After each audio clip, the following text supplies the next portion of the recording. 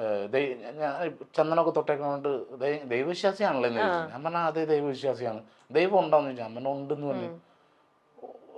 തെളിയിക്കാൻ പറ്റുമോ എന്ന് ചോദിച്ചു. ഞാൻ പറഞ്ഞ ചേട്ടൻ്റെ അച്ഛൻ്റെ പേരെന്താന്ന് ചോദിച്ചു. അപ്പൊ ഭാർഗവൻ എന്ന് പറഞ്ഞു. ആ അച്ഛൻ്റെ പേരെന്താന്ന്, അതിന്റെ അച്ഛൻ്റെ പേരെന്താന്ന് ചോദിച്ചു. അപ്പൊ വേറൊരു പേര് അതിന്റെ അച്ഛൻ്റെ പേരെന്താന്ന് ചോദിച്ചു. അതെനിക്കറിയില്ല എന്ന് പറഞ്ഞു. അങ്ങനെ ഒരാളുണ്ടായിരുന്നെന്ന് പറഞ്ഞു. ഉണ്ടായിരുന്നു, തെളിയിക്കാൻ പറ്റുമോ എന്ന് ചോദിച്ചു. അങ്ങനെ പറഞ്ഞ പുള്ളി അവസാനം ഇത് കഴിഞ്ഞ പുള്ളിക്കാരൻ തന്നെ പോന്നിട്ട് താനെന്താ വർത്താനം. നല്ല വിശ്വാസം കൊണ്ട് നമ്മൾ ക്ഷേത്രത്തിൽ പോയിട്ട് ആ കുത്തിവെച്ച് അങ്ങനെ വിഗ്രഹം നോക്കിയിട്ട് അല്ലെങ്കിൽ ഈ വിരിക്കണം ഇതിന്റെ ഉള്ളിൽ നമ്മളൊരു പവർ കാണുന്നുണ്ട്. അത് എല്ലാത്തിലും ഉണ്ട്. അതാ പറഞ്ഞ അത് നമ്മള് ഹിന്ദുക്കൾ ഇങ്ങനെ, ക്രിസ്ത്യൻസ് അങ്ങനെ, മുസ്ലിംസ് ഓരോ മതക്കാരും അതിന്റെ കാണുന്നു. എല്ലാ പള്ളിയിലും പോകും. കാഞ്ഞിരൂറ്റം പള്ളിയിൽ പോകും, വേളാങ്കണ്ണി പോകും. ഞാൻ ഈ മുട്ടിലേഴയുള്ള നേർച്ചയുണ്ട് ഞങ്ങൾക്ക് വേളാങ്കണ്ണിയിൽ. രണ്ടുപേർക്കോ? ഞാൻ മൊട്ടടിച്ചില്ലേ, പഴനി പോയി മൊട്ടയടിച്ചു. ഇതൊക്കെ ഉറങ്ങാൻ കിടക്കുമ്പോഴാണ് തോണ്ടി വിളിച്ചിട്ട് തല പോകും. ഞാൻ പറഞ്ഞ എന്താ കാര്യം, ഞാൻ മുട്ടടിക്കാൻ പോകുന്നു. ഞാൻ നേരം വെളുത്തിട്ട് പോരെ, അതല്ല പഴനി പോയി മുട്ടടിക്കാൻ പോകുന്നു. അപ്പൊ അത് തീരുമാനിച്ച് പോയി മുട്ടടിച്ചു. പഴനി പോണോന്ന് പറഞ്ഞപ്പോ തന്നെ മുട്ടടിക്കണോന്നൊരു തോന്നൽ വന്നു. അപ്പൊ ഞാൻ ചോദിച്ചു, ഞാനൊന്ന് മുട്ടടിച്ചോട്ടെ. അത് നാളെ നേരം വെളുത്തിട്ട് പോരെ മുട്ടടിക്കുന്നത്. ഞാൻ അതല്ല പഴനി പോകുമ്പോഴാന്ന് പറഞ്ഞു. അങ്ങനെ ആഗ്രഹം ഉണ്ടെങ്കിൽ മുട്ടടിച്ചോളാൻ പറഞ്ഞു. ഒന്നും നോക്കിയില്ല. അത് മുട്ടടിച്ചിട്ട് ഇന്നലെ തിരുവാതിരയായിരുന്നു ഇവിടെ. ഞാനപ്പോ ഇതും വെച്ചിട്ട് തിരുവാതിര കളിക്കാൻ പറ്റില്ല. അപ്പൊ ഞാൻ നമ്മുടെ മേക്കപ്പ് ഉള്ള ബ്രദറും കൂടിയാ അനീഷിനെ വിളിച്ചിട്ട് പറഞ്ഞു, സുമേഷിനെ വിളിച്ചിട്ട് പറഞ്ഞു വന്ന് മേക്കപ്പ് ചെയ്യണം, വിഗ് വെച്ച് കൊടുക്കണം തോന്നുന്നു. വിഗൊക്കെ സെറ്റ് ചെയ്ത് അപ്പൊ വിഗ് വെക്കാൻ വന്ന ഒരു ഹെയറിന്റെ കുട്ടിയുണ്ടായിരുന്നു. അപ്പൊ ഈ സ്ലൈഡ് കുത്തണ പോലെ ഇപ്പൊ ആളി ഇങ്ങനെ പോവുക. എന്ത് പറ്റി, എനിക്ക് വയ്യെന്ന് പറഞ്ഞാൽ ആ കസേരയിട്ട് കിടന്ന് കുറച്ച് കഴിയുമ്പോ പിന്നെ ചെയ്യാന്ന് പറഞ്ഞ പിന്നെ ചെയ്തിട്ട് പിന്നെയും വയ്യാണ്ടാണ്. ഞാൻ ചോദിച്ചു എന്താ പറ്റിയത്. അപ്പൊ ഭക്ഷണം കഴിച്ചിട്ടില്ല. ഞാൻ അപ്പൊ തന്നെ ചോദിച്ചു, ഇത് ഇന്ന് മാത്രമല്ല ഇന്നലെയും കഴിച്ചിട്ടില്ല. അപ്പൊ ചോദിച്ചപ്പോ ഇന്നലെയും കഴിച്ചിട്ടില്ല. അപ്പൊ എങ്ങനെ വന്നിട്ട് ഇവിടെ കിടക്കും ഇങ്ങനെ. ഞാൻ നോക്കുമ്പോ ഇസഡ് പോലെ കിടക്കുന്നുണ്ട് ഇവിടെ.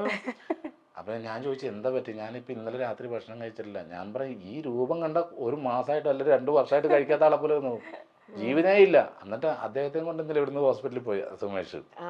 ഞാൻ വിചാരിച്ചു ദൈവമേ ഞാൻ വിഗ് ഇല്ലാണ്ട് പോയി പകുതി വെച്ചിട്ട് അവിടെയാണ് 10 മണിക്ക് താഴെ ചെല്ലും ചെയ്യണം.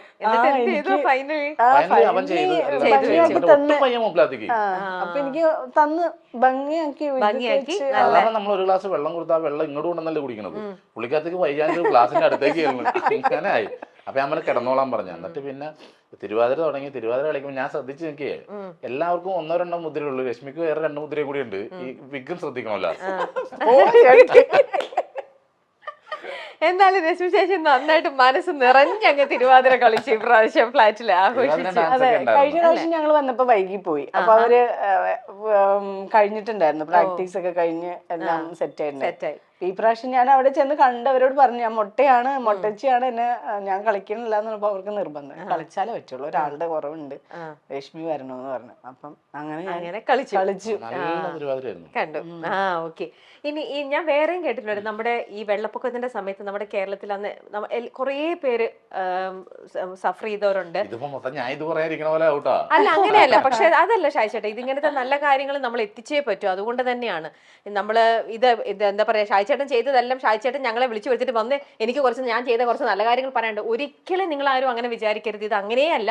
ഞങ്ങൾ തന്നെ ഷായ്ചേട്ടൻ്റെ അടുത്ത് പോയിട്ട് ഇതേ ഞാൻ തന്നെ ചോദിച്ചിരുന്നു. കാരണം നമ്മുടെ ഈ സമൂഹത്തിൽ ഇങ്ങനെ കുറെ ചീത്ത കാര്യങ്ങളൊക്കെ വളരെ പെട്ടെന്ന് സ്പ്രെഡ് ആവുന്നുണ്ട്.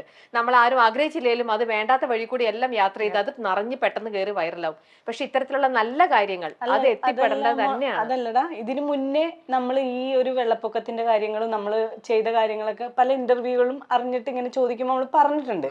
പക്ഷെ അതൊന്നും ആരും, എനിക്ക് തോന്നണമെന്ന് ആരും കേൾക്കാത്ത കൊണ്ടാണ്, ഈ ഒരു സംഭവം അറിഞ്ഞത് കൊണ്ടാണ്. ഇത് ഇങ്ങനെ ഞാനങ്ങനെ നോർമലി പറഞ്ഞതാ. പക്ഷെ ഇപ്പൊ പറഞ്ഞില്ലേ നിങ്ങൾ, ഇതറിഞ്ഞിട്ട് എന്റെ അടുത്ത് വന്നേക്കണേ ഇപ്പൊ. അപ്പൊ ഇത് ഞാൻ പാലക്കാട് ഇത് കഴിഞ്ഞിട്ട് പാലക്കാട് അവർ ഓണം ആഘോഷിക്കാനായിട്ട് അവിടുത്തെ എല്ലാവരും ഈ വീടുകളും ഇതൊക്കെ നഷ്ടപ്പെട്ടവരെ നോക്കിപ്പോയത്. എൻ്റെ ഒരു സുഹൃത്തുണ്ട് ഇവിടെ വൈറ്റില പാലത്തിന്റെ അടുത്തൊരു ഹോട്ടൽ നടത്തുന്നുണ്ട്. അപ്പൊ ആ ഹോട്ടലിന്റെ ഓണർ ഒരു ദിവസത്തെ ഭക്ഷണത്തിന്റെ പൈസ അവർക്ക് കൊടുക്കാനായിരുന്നു. അപ്പൊ അങ്ങനെ ഞങ്ങളൊക്കെ കൂടി പോയി വിളമ്പി കൊടുക്കുകയൊക്കെ ചെയ്ത് വയനാട്ടില്. അപ്പൊ അവിടെ ചെന്ന് കൊടുത്ത എവിടെയെന്ന് അറിയാമോ, അവിടുത്തെ ജീപ്പ് ഡ്രൈവർമാരില്ലേ, ഇത്രയും നാൾ ഇവർക്ക് വേണ്ടി ഓടി നടന്ന ജീപ്പ് ഡ്രൈവർമാരാണ്. പക്ഷെ അവർക്ക് വർക്കില്ല, കാരണം അവർക്ക് അവിടെ എല്ലാം പോയി, അങ്ങോട്ടുള്ള വർക്കില്ല. അവർക്ക് കൊണ്ടുപോയിട്ട് 100 പേർക്ക് ഞങ്ങൾ കൊണ്ടുപോയിട്ട് ഓണം ആഘോഷിക്കാനുള്ള സാമ്പത്തിക സഹായം ചെയ്തിട്ട് പിന്നെ ഞാൻ വന്നോളൂ, തിരിച്ചു വന്നോളൂ. അപ്പൊ ഇത് പല കാര്യങ്ങളും നമ്മൾ ചെയ്യുന്നുണ്ട്. അപ്പൊ അവിടെ ചെന്നിട്ട് ഞാൻ പറയുന്നത് നിങ്ങൾ വീഡിയോ എടുക്കണം എന്തിനാണെന്ന്, അപ്പൊ അല്ല ഞങ്ങളുടെ സംഘടനയ്ക്ക് വേണ്ടി ഓക്കെ എടുത്തു. ഇതിപ്പോ ഇങ്ങനെ ഒരു കാര്യം പറഞ്ഞത് ഒരു ടോക്കിൽ വന്ന ഇത് കൊണ്ടിട്ട് പറഞ്ഞതാണ്. മനസ്സിലായി. കലാകാരന്മാർ സമൂഹത്തിനൊന്നും ചെയ്യുന്നില്ല, അല്ല ആ ഒരു രീതിയിലുള്ള ഇപ്പൊ ഈ അവസ്ഥ വെച്ചിട്ട് അങ്ങനെ ഒരു ടോക്ക് വന്നപ്പോ ഇങ്ങനെ പറഞ്ഞു പോയതാണ്. അല്ല അതുകൊണ്ട് തന്നെ ചോദിക്കുന്നത്, ഇപ്പം ആ ഫ്ലഡിന്റെ സമയത്താണെങ്കിലും അന്നും ഈ വീട്ടിൽ തന്നെയായിരുന്നു അല്ലേ? ഞങ്ങള് വീട്ടിലായിരുന്നു, ഈ വീടിന്റെ പോർച്ചിലായിരുന്നു ഞങ്ങള് ഭക്ഷണമൊക്കെ ഉണ്ടാക്കി. ഇന്ന് ഈ ശ്രീ വിനായകത്തിൽ താമസിക്കുന്നത് ആരാ? ഇത്ര ഐശ്വര്യമുള്ള ഈ ഒരു വീട്, ഇത്ര നല്ല മനസ്സുള്ള ഒരു വീട്, ആ വീട്ടില് ഇന്നിപ്പോ ആരാ? അത് അവര് പേരൊക്കെ മറന്നുപോയി, വേറെ ആൾക്കാർ അവര് താമസിക്കുന്നുണ്ട് അല്ലെ? കാരണം ഈ വീട് പല നല്ല കാര്യങ്ങൾക്കും മുഹൂർത്തം ഇതാക്കിയ ഒരു സിറ്റുവേഷൻ ഉണ്ടാക്കിയ നല്ലൊരു ഇതാണ്. ശ്രീ വിനായകത്തിൽ വെച്ചിട്ടാണ് 2018 വെള്ളപ്പൊക്കം വന്ന സമയത്ത് നമ്മുടെ ഈ രശ്മി ചേച്ചി ഉൾപ്പെടെ ഇവരെല്ലാവരും കുറെ പേർക്ക് ഭക്ഷണം അവിടെ കുക്ക് ചെയ്ത് അല്ലെ? ആ കഥയും കൂടെ ഒന്ന് പറയൂ, ഈ വീട്ടിൽ വെച്ച് നടത്തിയ കഥ. രാവിലെ നമ്മള് വീട്ടിലെ കിച്ചണിന്റെ ഫോട്ടോ ഉണ്ടാവില്ലേ? കിച്ചണിന്റെ ഫോട്ടോ ഉണ്ട്, പക്ഷെ ഞങ്ങൾ പുറത്ത് കിച്ചൺ ഉണ്ടാക്കി, ബാൽക്കണി അവിടെ കാർ പോർച്ച് ഉണ്ടായിരുന്നു, അവിടെ ആയിരുന്നു നമ്മള് അവർക്കുള്ള ഫുഡൊക്കെ റെഡിയാക്കി. ഉച്ചക്കത്തെ ഭക്ഷണം ഒരു സ്ഥലത്തേക്ക് കൊണ്ടുപോയി, രാവിലത്തെ ഭക്ഷണം വേറെ സ്ഥലത്തേക്ക് കൊണ്ടുപോകും, വൈകിട്ട് വേറെ സ്ഥലത്തേക്ക് കൊണ്ടുപോകും, അങ്ങനെയുള്ള പരിപാടികളായിരുന്നു. അപ്പൊ ചേട്ടായിയുടെ പേരിലൊരു ഗ്രൂപ്പ് ഉണ്ട്, സമരിയ എന്ന് പറഞ്ഞിട്ട്. അപ്പൊ അതിലത്തെ ഞങ്ങളുടെ കുറച്ച് സുഹൃത്തുക്കളും എല്ലാവരും ഉണ്ട്. കുക്കിങ്ങിന് എല്ലാവരും എത്തും. അല്ല അവരോട് ആരും ഞാൻ പൈസ ഒന്നും മേടിക്കില്ല, സാധനങ്ങൾ മേടിക്കാൻ. എന്റെ ഫാമിലി പിന്നെ ഞങ്ങളുടെ ഫ്രണ്ട്സ് ഇതിലുണ്ടായിരുന്ന കുറച്ച് പേര്, ഇവരെല്ലാരും കൂടി വന്നിട്ട് ഞങ്ങൾ രാവിലെ തുടങ്ങും പാചകം. വീട്ടില് പാചകം, രാവിലത്തെ ഫുഡ് ഉണ്ടാക്കും, ഉച്ചക്കത്തെ ഉണ്ടാക്കും. എന്നിട്ട് ഇത് ഏതൊക്കെ നിങ്ങൾ ഓരോ സ്ഥലങ്ങളിലേക്ക് എത്തിച്ചു കൊടുക്കും. അങ്ങനെ നമ്മൾ ഏലൂര് ഒരു സ്ഥലത്ത് പോയി, അവിടെ സ്കൂളിൽ കൊടുത്തു കഴിഞ്ഞപ്പോഴത്തേക്കാണ് സിൻഡായന് മറ്റേ വയ്യാത്ത. അപ്പൊ ഞങ്ങൾ ചെല്ലുമ്പോ മോളില് ഇവര് താമസിക്കണ്, താഴ്ത്തു തന്നെ ടോയ്ലറ്റിൽ പോകണം. അതെന്റെ ബ്രദറിന്റെ കൂടെ പഠിച്ച ഒരു ഫ്രണ്ട് ഉണ്ട്, സിൻരാജ് എന്ന് പറഞ്ഞിട്ട്. അവരുടെ ഫാമിലി ടീം. അപ്പൊ ഞങ്ങളോട് ചെന്നപ്പോഴത്തേക്ക് അവര് പറഞ്ഞിങ്ങനെ ഈ ആള് താഴ്ത്തു തന്നെ ടോയ്ലറ്റിൽ പോകണമെങ്കിൽ ഇത്തെ പൂർണ്ണ ഗർഭിണിയായിട്ടിരിക്കുന്ന ആള്. അപ്പൊ പറഞ്ഞ എത്ര പേര്? 5 പേരുണ്ട്. അപ്പൊ 5 പേര് വണ്ടിക്ക് കയറിക്കും, നമ്മുടെ വീട്ടിലേക്ക് പോകുന്നുണ്ട്. ഞങ്ങൾ നേരെ ഇങ്ങോട്ട് പോകുന്നു. അങ്ങനെ ഈ വീട്ടിലേക്ക് കൊണ്ടുവന്നു. ഇവിടെ കൊണ്ടുവന്നു. ഇവിടെ 2 ദിവസം ഉണ്ടായിരുന്നു അല്ലേ അവര് 2-3 ദിവസം ആ ഗർഭിണി പെണ്ണും അവരുണ്ടായിരുന്നു. പിന്നെ ഞങ്ങളുടെ ഫ്രണ്ട് കുറച്ചു ദിവസം ഉണ്ടായിരുന്നു. അവരും കൂടെ നിന്ന് ഞങ്ങൾ ഭക്ഷണമൊക്കെ ഉണ്ടാക്കിയിട്ട് ആ ക്യാമ്പിലേക്ക് രാവിലെ പച്ചക്കറി കറിയോ അവര് ഉണ്ടാക്കിയിട്ട് ഞങ്ങൾ അടുത്ത ക്യാമ്പിലേക്ക് കൊണ്ടുപോകും. അപ്പൊ അങ്ങനെ വേറൊരു സ്ഥലത്ത് ചെന്നപ്പോഴത്തേക്കാണ് അവര് എല്ലാം ഡ്രസ്സ് കൊണ്ടുപോയി. അന്ന് കുറെ ഡ്രസ്സ് കൊണ്ടുപോയി കൊടുത്തു. അപ്പൊ എന്റെ ജയകൃഷ്ണൻ കൂട്ടുകാരുണ്ട്, അവിടുന്ന് ഇങ്ങനെ കൊണ്ടുവന്ന് കഴിഞ്ഞപ്പോഴത്തേക്ക് ജയകൃഷ്ണൻ പറഞ്ഞ ഫ്രണ്ട് ഉണ്ട്. അപ്പൊ നമ്മൾ അപ്പോഴും നോക്കണ ഈ ലേഡീസിനുമായിട്ട് ബന്ധപ്പെട്ടുള്ള ഐറ്റങ്ങളായിരുന്നു കുറെ നമുക്കന്ന് വന്നു അല്ലേ?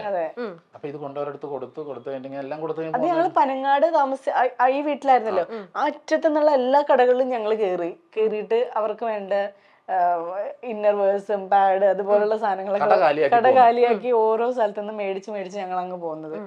അപ്പൊ അണ്ടർസ്കേർട്ട് വാങ്ങിച്ചത്, അത് ഏറ്റവും വാങ്ങിച്ചത്. അല്ല അവർക്ക് അത്യാവശ്യം വേണ്ട അതാണെന്ന് പറഞ്ഞിട്ട് ഞങ്ങൾ താമസിക്കുന്നിടത്തുനിന്ന് ഹൈവേ വരെയുള്ള എല്ലാ കടയിൽ നിന്നും കയറി മൊത്തത്തിൽ മേടിച്ചു ഞങ്ങൾ. അങ്ങനെ കൊണ്ടു കൊടുത്തു കഴിഞ്ഞിട്ട് ഡ്രസ്സൊക്കെ മേടിച്ച് നമ്മള് പുറത്തുനിന്ന് കേട്ടേ. അതിന്റെ കഥ പറയാനായിട്ടല്ലേ, സ്കേർട്ട് ഇന്നർ അതൊക്കെ വാങ്ങിയിട്ട് ഞങ്ങള് സ്ഥലത്ത് കൊടുത്ത് എല്ലാവർക്കും കൊടുത്തു. അപ്പൊ വരുമ്പോ തന്നെ എല്ലാവരും വരുമല്ലോ, എല്ലാവർക്കും കൊടുത്ത് ഞങ്ങള് തിരിച്ച് എല്ലാവരോടും പറഞ്ഞിട്ട് ഞങ്ങള് പോരുമ്പോ ഞാനും ചേട്ടായി ഇപ്പൊ ആരൊക്കെയോ വന്ന് ഫോട്ടോ എടുക്കാനൊക്കെ ചേട്ടൻ്റെ അടുത്ത് നിൽക്കും. അപ്പൊ ജനലുമ്പോ കൂടെ ഒരു കൈ ഇങ്ങനെ ചേട്ടരുത് മാന്തി നോക്കി പറയാം, അതെ എനിക്ക് ഈ പാവാട വേണ്ട, ഇതെന്റെ സാരിക്ക് കാച്ചൽ. അല്ല ഇതിലെന്താന്നറിയാമോ, സത്യം അല്ല അമ്മ നിഷ്കളങ്കമായിട്ട് പറഞ്ഞാണ് അവര്. അല്ലാണ്ട് അവര് ഫ്രണ്ട്ലി ആയി അവരെ എന്നിട്ടേ അവിടെ ചെന്ന് അവരെ കെട്ടിപ്പിടിച്ച് വർത്താനം പറയാം. അവരോട് ഞങ്ങൾ കൊണ്ടുപോകണം, ഞങ്ങളും കൂടി കഴിച്ചു, അങ്ങനെയൊക്കെ ആയിരുന്നു. അപ്പൊ അത്ര ഫ്രണ്ട്ലി ആയി. അതിന്റെ പേരിൽ വന്നതാണ് എനിക്കിത് എന്റെ സാരിക്ക് മാറ്റല്ല, മാറ്റി തരുമോ. അപ്പൊ പറഞ്ഞു അടുത്ത പ്രാവശ്യം വരട്ടെ, അപ്പൊ നമ്മള് കൊണ്ടുതരാന്ന് പറഞ്ഞു. പക്ഷെ പിന്നെ വന്നപ്പോ അവരുണ്ടായിരുന്നില്ല. പക്ഷെ ഞാൻ വേറെ ഒന്ന് ചോദിക്കട്ടെ, ഇപ്പൊ ഷായിച്ചേട്ടനും രശ്മി ചേച്ചിയും ഇപ്പം എല്ലാരും അറിഞ്ഞില്ലേലും നിങ്ങളുടെ ഈ പറയുന്ന കുറേ പേർക്ക് അറിയാം നിങ്ങൾ ഒന്ന് വാതിലിൽ മുട്ടിയാൽ അപ്പം തുറക്കുന്ന ആൾക്കാരാണ്, നിങ്ങൾ ഇങ്ങനെ സഹായിക്കുന്ന ആൾക്കാരാണെന്ന്. എപ്പോഴെങ്കിലും നിങ്ങൾക്ക് അത് നിങ്ങളെ യൂട്ടിലൈസ് ചെയ്യുകയാണെന്ന് എപ്പോഴെങ്കിലും തോന്നിയിട്ടുണ്ടോ? സഹായിക്കുക അല്ല, അത് യൂട്ടിലൈസ് ചെയ്താലും ഞങ്ങൾക്ക് തോന്നൂല. കാരണം ഞങ്ങൾ അവരോട് ഒന്നും പ്രതീക്ഷിച്ചിട്ടല്ല ഇത് ചെയ്യണത്, അതെ. ആർക്ക് ചെയ്യുമ്പോഴും. അപ്പൊ നമ്മളിങ്ങനെ എന്തെങ്കിലും പ്രതീക്ഷിച്ചിട്ട് ചെയ്യുമ്പോഴാണ് അവരുടെ ഭാഗത്ത് നിന്ന് നമ്മളോട് ഇങ്ങനെ കാണിച്ചില്ലല്ലോ, അല്ല അവരെ നമ്മളെ കാണുമ്പോൾ ഇങ്ങനെ ആവണം, അങ്ങനെയൊക്കെ നമ്മൾ മനസ്സിൽ ചിന്ത വെച്ചാലേ നമുക്ക് അങ്ങനെ വിഷമം ഉണ്ടാവുള്ളൂ. നമ്മൾ ചെയ്യാനുള്ള ചെയ്ത് അത് അവർ, ബാക്കി അവരുടെ ലോകം. ചില ആൾക്കാർക്ക് ഇങ്ങനെ ഫണ്ട് കിട്ടിയിട്ട് ആ ഫണ്ട് യൂസ് ചെയ്ത കാര്യങ്ങൾ അങ്ങനെ ചെയ്തു ഇങ്ങനെ ചെയ്തു എന്നൊക്കെ പറഞ്ഞിട്ട് പല സോഷ്യൽ മീഡിയ ഒക്കെ പരാതി വരും. ഫണ്ട് നമ്മൾ അവർക്ക് എന്തിനാ കൊടുത്തത്? അവർക്ക് യൂസ് ചെയ്യാനാ, അവരെങ്ങനെ വേണമെങ്കിലും ഉപയോഗിക്കട്ടെ. ആ പാർട്ട് അവിടെ കഴിഞ്ഞു. തന്റെ വീട് വിറ്റിട്ട് വേറൊരാൾക്ക് വീട് വെച്ച് കൊടുത്ത ആളാണ് ഞാൻ. 15 വർഷം വാടകയ്ക്ക് താമസിച്ചിട്ടാണ് ഞാൻ വീട് വെച്ചത്. ആ വീട് വിറ്റ് 10 ലക്ഷത്തിന് മേലെ മുടക്കി വേറൊരാൾക്ക് വീട് വെച്ച് കൊടുത്തു. പുള്ളി ഒരു ക്യാൻസർ രോഗിയാണ്. ഒരു നേരത്തെ മരുന്ന് വാങ്ങിത്തരണമെന്ന് വിളിച്ചപ്പോൾ ഞാനും ഭാര്യയും കൂടി അവരുടെ വീട്ടിൽ പോയതാണ്. ഫ്ലക്സ് മേൽക്കൂരയാക്കിയ വീട്ടിൽ ഫ്ലക്സ് വിരിച്ചാണ് രോഗി കിടക്കുന്നത്. ഞങ്ങൾ കട്ടിൽ വാങ്ങിക്കൊണ്ട് വരാമെന്ന് പറഞ്ഞു. അങ്ങനെ കട്ടിൽ വാങ്ങാൻ പോകുമ്പോൾ ഭാര്യ പറഞ്ഞു, നമുക്കൊരു കുഞ്ഞു വീട് വെച്ച് കൊടുക്കാമെന്ന്. കാരണം +1-നും +2-നും പഠിക്കുന്ന 2 പെൺമക്കളാണ് ആ വീട്ടിലുള്ളത്. പുലർച്ചെ 4 മണിക്കോ 3 മണിക്കോ എഴുന്നേറ്റ് പറമ്പിൽ പോകും അവർ. ബാത്റൂമിൽ പോകാൻ വൈകുന്നേരമാണെങ്കിൽ എല്ലാവരും ഉറങ്ങിയ ശേഷവും. അങ്ങനെയാണ് വീട് വെച്ച് കൊടുക്കാമെന്ന് തീരുമാനിക്കുന്നത്. ഒടുവിൽ നാട്ടുകാരൊക്കെ വന്ന് വലിയ വീട് വെച്ച് കൊടുക്കാം എന്നൊക്കെ പറഞ്ഞു. എന്നാൽ ഫസ്റ്റ് കല്ലിടലിന്റെ അന്ന് ആൾക്കാർ വന്നതാണ്, പിന്നെ ആരും വന്നില്ല. ഒടുവിൽ ഞാൻ തന്നെ നിന്ന് വീട് പണിതു. 2 മുറികളും attached bathroom, kitchen, work area തുടങ്ങിയ എല്ലാ സൗകര്യമുള്ള നല്ലൊരു വീട് അവർക്ക് വെച്ചു കൊടുത്തു. ആ കുഞ്ഞുങ്ങൾ ഇപ്പോഴും വിളിക്കാറുണ്ട്. ഞാനിപ്പോൾ വാടകയ്ക്കാണ് താമസിക്കുന്നത്. എന്റെയും ഭാര്യയുടെയും സന്തോഷമാണ് ഞങ്ങളുടെ ജീവിതം. അടുത്തൊരു സ്ഥലം വാങ്ങി വീട് വെച്ചിട്ട് ആരാരുമില്ലാത്ത അമ്മമാരെ ഞങ്ങൾക്കൊപ്പം താമസിപ്പിക്കുക എന്നതാണ് ഭാര്യയുടെ ഇപ്പോഴത്തെ പ്ലാൻ.